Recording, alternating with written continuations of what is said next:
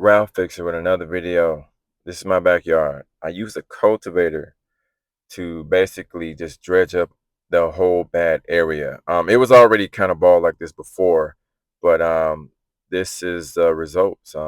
Now it's looking like Sahara Desert, but I'm going to try to put some work in. So here, I'm just trying to smooth everything out and just get an even surface. So right here, I'm using Pennington Smart Seed, Bermuda grass. So I also used something that like prior that didn't take. It wasn't indigenous to the area. But as you can see right here, you got the blue area highlighted on the states. And, and it's just I'm in Florida, so that tells me, hey, I'm good to go. I'm about to load it up. Using my spreader, I'm just covering the whole areas like as densely as possible right now. I don't have video of the topsoil that I put down, but I also did that on top of the seeds.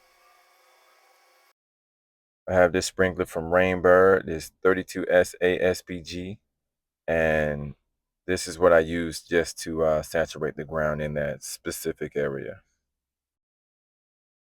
Here are the instructions on how to set it. As you can see, the check like the rotary and stuff like that, and it's a bit confusing until you do it.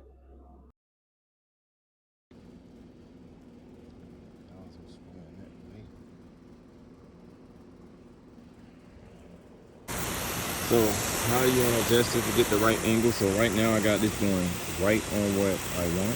As you can see, it's going back and forth on just the area that I want, right? Look at that, right on that area. So the way to adjust this is to take this cap and you're going to turn it to be a click like that. And then you're going to go back to the left and just set and let release and set your basically set your angle. Kind of nice like that. And basically you've set that.